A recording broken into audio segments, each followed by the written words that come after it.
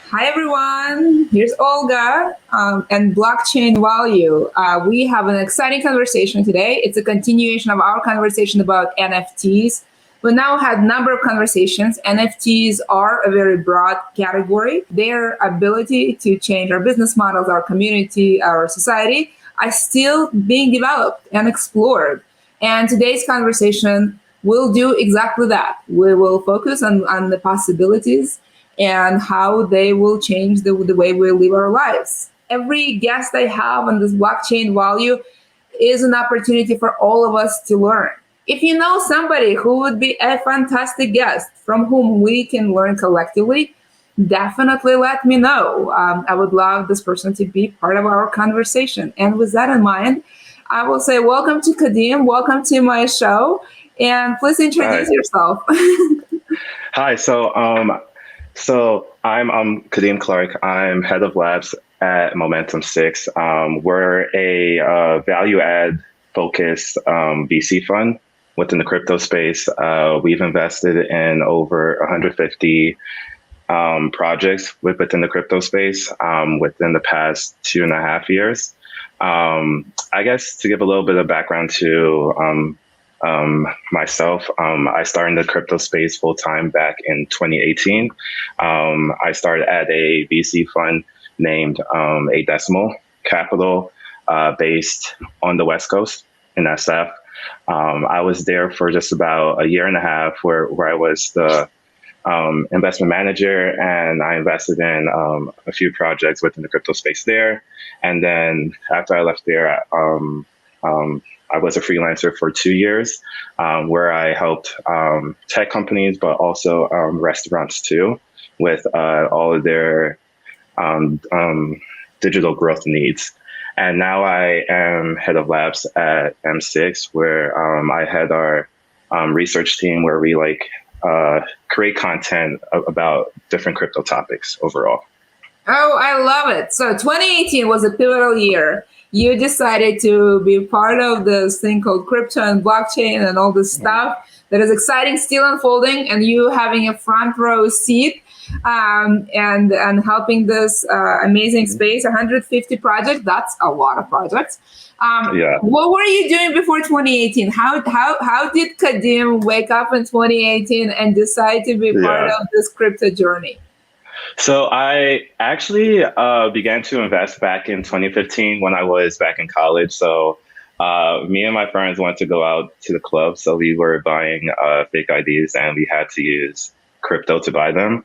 So that's how I first got in touch with Bitcoin. So I bought Bitcoin back then, began to trade in 2016, traded for like a year and a half with a group of friends.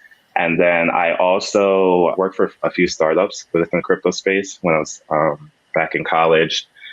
And when I moved to SF right after college, I was working at Bank of America, Merrill Lynch. And I wanted to bring crypto there, but no one else really liked hearing about it. So I started to meet with someone who I used to go to school with, who actually dropped out. And they launched a fund within the crypto space. And I offered to work for him for free for just about 3 months before I joined the fund full time. So that's kind of how I got into crypto. I was in the banking space for a short period of time before I jumped ship and went into crypto. So you full-time. were solving a problem of clubbing. That's an important problem when you club. Yeah, I mean, exactly. let's face it. It's the problem when you're under 18. How do you get into the club? How do you have a good time? Yeah, it's the work-life balance. I love it. That's really great. And I love the part of the journey where, a successful banker is seeking advice from a dropout. That's classic. I love the way you roll. That's a good Exactly. one. Kadim, how does someone like that, who starts with sort of, I guess, illicit activity, ends up in Bank of America, cleans up his act, gets advice from a dropout, finds himself in crypto? How do you get into NFTs? How did NFTs happen to you?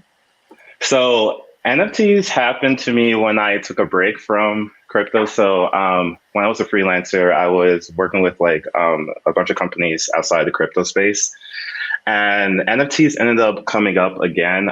So I was actually living on the West Coast when someone who I know, who is like the former COO of like a top crypto company, called me and asked me if I wanted to actually like launch a marketplace with them. I'm an NFT marketplace. So I actually didn't mention this before, but I was working on that for like 3 months. And as I was doing that, I learned like a bunch of stuff about the space. And I kind of saw that there is like a way that NFTs can help the entertainment space and help it grow too. So that's kind of how I got into it from there. And then also just from some of my clients within my marketing company, they want to like do their own drops too. So I've been helping them with that too. Okay, I love it. So let's talk about, you mentioned NFTs in the context of media and entertainment, and I know you have a passion there.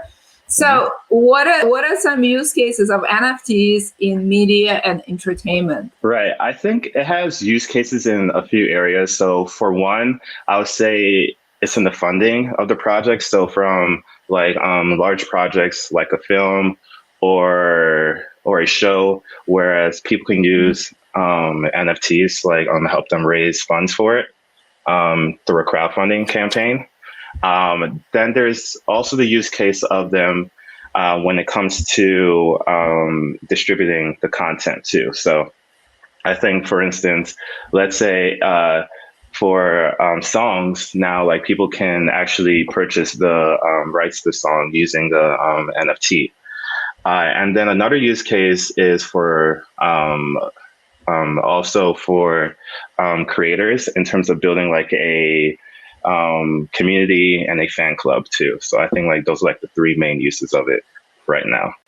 Okay. Well, let's talk about age. Let's talk about raising funds and why is it relevant to an artist, and how is it done today? So depending on the artist, I feel like the concept's the same. Where it's like you have the larger studios and companies that pretty much like will give them an advance for a lot of money, but then take a lot of the profit in the future.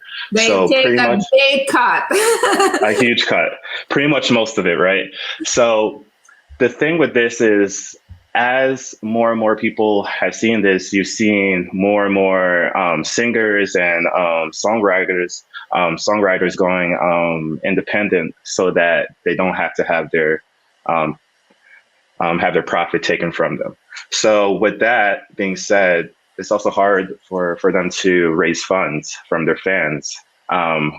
So without this tech, so with NFTs, what they can do is pretty much like launch their own crowdfunding campaign for a project, and then have their fans invest, and their fans get a share of the future profits.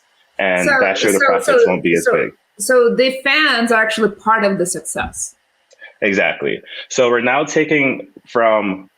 from Web 1 to Web 2 to Web 3. So Web 1 is more so, and I guess it's over here. Web 1 is talking about just like taking content and showing it to people, right? And then Web 2 is now about, okay, creating a platform for the creator to now ship their content to their fans. Web 3 is now about like there being a back and forth relationship between the fans and the creators. So it's like, let's say if you're a fan that owns a NFT for a show, then you could vote on like on some of the things that go on during the show, and the plot and the street names and things like that.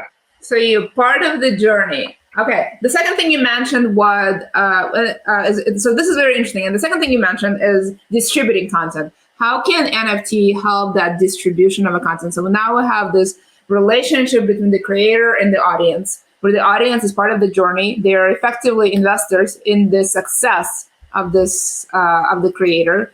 How the distribution of the content is influenced or changed in the process.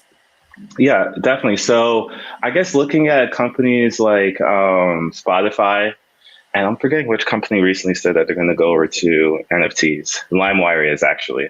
LimeWire is looking to do that. I didn't read too far into that, but I'm assuming that what they plan to do is now like create a platform where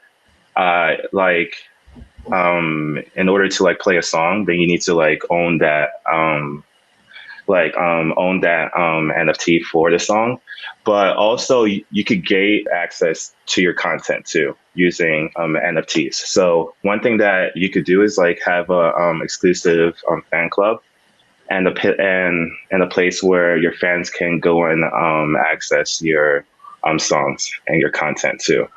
But yeah, those are like the two main ways. And so you naturally come to the third point of community, which I think is sort of we as a society trending toward the communities in every of our parts of business. I think that's probably one of the biggest trends in businesses, building and maintaining and contributing into the community. Tell us what you mean by that community and how NFTs is sort of a big part of that trend and how they can help to build and maintain it. Yeah, so I think that community is huge in just like everything that we do right now. Like a company is a community, right? LinkedIn is a community. So we're all part of like a bunch of those, but our membership is like shown in like different ways, right? So like on Twitter, being a part of that, like on your profile, it says like a member since 2012 or something like that. So let's say if you're a fan of a rapper, right? Like on Young Thug. So pretty much what you would want to do is show that you've been his fan since like day one, before anyone else was a fan of his. So what you can do is purchase a NFT early on in his career to like help him like grow and like create his content. But then that NFT is like proof that like you've been a fan since the first day. And now that he knows like, like you've been a fan for this long, now there is certain like events and group chats that you get access to because of that too. So I think that, yeah, I definitely feel like that's like the main use of it for the community management aspect. Yeah, so you have a chance to know much more about your audience. It's not just massive audience and they're just people and you don't know who they are. You know exactly who individuals are, how they supported you, how they built you. They've been with you on the journey. They might have invested money in you. They might have showed up to every event, right? And there's an ability to track that information on blockchain. That's an immutable record. And there is a digital currency that is native, so you can actually share that value. And that's sort of the concept that is useful. We talked about the three uses in media and entertainment. I'm just curious about misconceptions. What are some of the misconceptions you hear while helping artists with NFTs? What is one or two or three things that you would like to clarify? Yeah, so I'll start with this first one. I think with like working with the artist themselves, I feel like it's knowing that this is a commitment. NFTs are like a long-term thing. They're not just like creating art and then posting it and then like trying to sell it. So I think they just feel like it's just, something that they can do quickly on the side and like that's it. With every NFT collection, I think that the most important part is the marketing and the sales part. The tech is actually not that important. It's pretty much commoditized at this point, and anyone can do it. Anyone can mint it. It's all about marketing it well and like focusing on the sales. And I think that also ties into the fact that like NFTs don't have to be like profile pictures that are like $2 million, right? And they don't have to be monkeys. They do not have to be monkeys. They don't have to be monkeys. They could be anything you want. But also, like, I think that a key thing that people forget is that you want to give like perks with your drops too, right? So it's like the people that buy it, they want to be able to like go to your shows or like get access to like exclusive content. So like I think that that's a big thing to think about when you're doing a campaign or a drop. Yeah, I love that clarification. I think in some extent it's sort of not that different from Web 2.0 social media, right? It's not one post that you do. It's consistently showing up, having relationship, building them. Blockchain is a technology that allows you to do that. I actually thought it was really interesting when you said, "Look, I mean, technology is actually commoditized at this point." And Yeah. the skill here is actually marketing and sales. That's very refreshing to hear because many people are afraid to enter because they think, oh my God, I have to program. And I love that you demystify that. You actually do not have to program. Your success in NFTs today has nothing to do with your ability to write code, has a lot to do with marketing and sales and doing things right, kind of like on social media. Some Yeah. accounts are more successful than others because you kind of put one foot after another and doing the right thing, or you're pedaling the wrong way and you're doing the completely wrong thing. So what are some right things you see artists do when it comes to sales and marketing? First thing is perks. So like I think that community management is the biggest thing here. So it's like you want to like have a purpose for people to buy your NFT versus it being an investment, right? Because they're not really supposed to be that, an investment.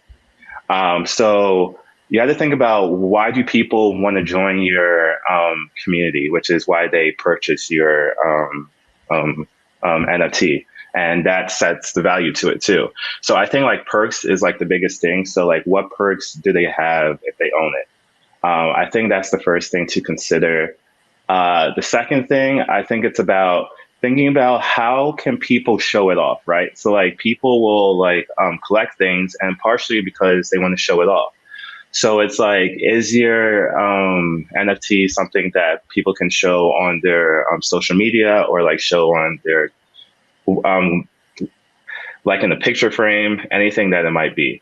Um, and then the third thing, I think, is finding like the right mix between exclusivity and pricing. I think that's important. So making sure that you find the right price and the right quantity for each of your drops. Oh, I like it. And I really like that you anchored it and know your why. Like, why are you there? Or Yeah. why do you show up? And that will, in some ways, determine where you're going to go. As anything in life, having direction is more important than speed, otherwise you quickly Hmm. get to nowhere. So NFTs Yeah. is no example of that. I'm just curious, since you started on media and entertainment, and I kind of want to continue on that. Are there anyone in Hollywood that you think is doing things right? Who do you recommend that folks kind of follow, admire, learn from? Hmm. So I would say the companies because okay, I would say one company, I'll say one person who's done a drop already, and then I'll say a person who's going to do a drop as a shameless plug. So the first one I would say oneof.com is probably one of the best like on marketplaces when it comes to like I guess like arranging these drops and having a good platform for it. So I think one of is good. On there, they've had Doja Cat and a few other people. Um, and then Paris Hilton has done a great job with it. Her drop was definitely marketed well, and she did a good job of like I guess making it cool, making NFTs cool. Hey, this is the girl who made a farm look cool. So, I mean, I think there is no Yeah, pride that she made this actually intrinsically cool thing pretty cool. But yes, she did a really exactly. good job. Yeah, and then the person doing it soon. Diamond White. I actually work with her, and she's doing a drop soon, and I think her drop is going to be really good. So definitely look out for that one. Okay, I love that. And yeah, I love what Paris did, independent of kind of what you think of her history. And Yeah, Doja Cat is a very interesting just person. And she's been kind of vocal about her relationship with producers. yeah, So it's kind of interesting to see her being active in this space. yeah. Really cool. I have a few more questions. There's a lot of talk about marketplaces. OpenSea has raised a ton of money, which is Yeah. exciting. There are other places. What are your thoughts on marketplaces? I'm still forming my thoughts on this. I think that it really depends on your use case. So I think a marketplace is more so one piece of the puzzle. It's not the whole picture. So the marketplace handles the on-chain stuff. And I think when choosing a marketplace, it's best to choose the marketplaces that are applicable to what you're creating, right? So some NFTs are fine art. So probably like Rarible would be like a better marketplace for that. Also, there's like cheaper fees because they're on BSC, I think. OpenSea is really good for like a general crowd, but you also get lost in the sea, no pun intended, of like larger larger projects that are there. Uh, but you do have your choice between using Ethereum, Polygon, or and they just added one more. I forgot which one they added just a few I days ago. wouldn't. Yeah, don't worry about it. There's Okay, it's not that coming important. up because Yeah, if you're not keeping on top of it, a lot of people will stop keeping on exactly. top of it because they're coming up, and that's the kind of where we are in history.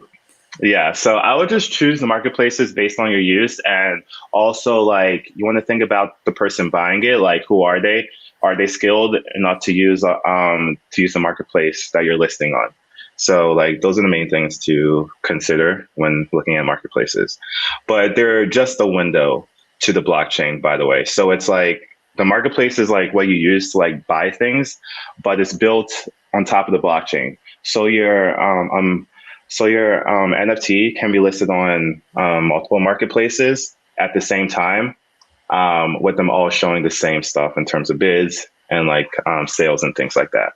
But the marketplace is just a window, so I wouldn't take it too seriously when choosing to shop and like where to list. Yeah, it's very interesting. All of this is evolving. These guys now have a lot of money, so they may change. We may have this conversation in a month, and you may change your view. So Mm-hmm. that's actually one of the things to consider, is because there's a lot of money coming in the space. Generally, there's a lot of opportunities. Be careful when you watch videos with recommendations from a week ago because it may be a completely different world. So, definitely check out before you do anything, and do your own research. Always do your own research, especially Yes, when always do your own research. yeah. So, my last question is around what are the sort of NFT campaigns launched by major artists? Any favorite ones? Any thoughts of who we can learn from? What do you like? Um, I feel like the DJs have done a really good job of this, and I guess it kind of happens like inherently because most people that listen to like deep house and like techno are like pretty deep in tech also. um, but I think they've had the best campaigns in terms of like mixing, and I think the best ones.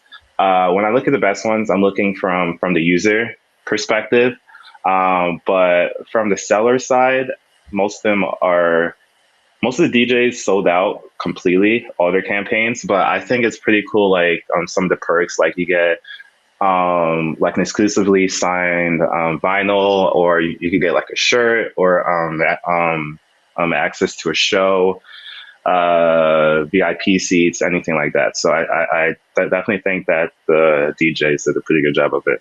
Look, I thoroughly enjoyed this conversation. I really enjoyed talking to you. I love the Same here. candid conversation of how you got into this. You have a non-shady path to getting there. I love Yeah, it. Really back cool. in the college days. And there's a reason why I never talk about my college days. Let's just Yeah. say it stays there. Why don't you give our listeners and attendees maybe one or two takeaways? Some folks may be beginning, some in the middle, some may be solving problems, some may be pivoting, some may be curious. What is the one thing about NFT, especially when it comes to entertainment and media, you think people should pay attention to and learn more about? So I'll start off by saying do your own research. So that's important. I also am a writer. You could check out my blog on Medium. It's my name. I would say beginning there, do your own research. In terms of like the overall space itself, I feel like there's a lot of uses here, and I think that we can find the right fit if we think about how do people use these assets, right? how do they interact with them, and like what use do they have on like both sides of the puzzle. And I think that also just thinking about the fact that they're not just pictures that are worth like $1 million, like a monkey worth $1 million, but it's like also like a gate to a fan club too. That could be worth like $10, $15. So I think keeping that in mind is key. And looking at, I guess, how to get involved, how to invest, I would say I look at the infrastructure companies now. So like the OpenSeas, Immutable X, that are like building the tech to support the space. So I think that's a good place to look. And then overall takeaways, yeah, it's just research how this can work in your current space. I think that's like the best reason. Yeah, try that at home, basically. I think that Yeah, do your research and try it at home. exactly. Kadeem, thank you so much. I thoroughly enjoyed this conversation.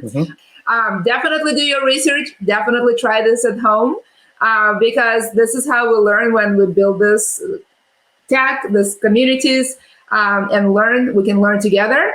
I'm going to remind you of my ask. If you know anyone who can, help us collectively to learn about blockchain applications, the way they can enrich our futures, how we can all embrace this digital transformation, let me know. I take recommendations from you, and this way we can learn together. And thank you for tuning in. I very much enjoyed this episode and look forward to seeing everyone in the future. Bye, everyone.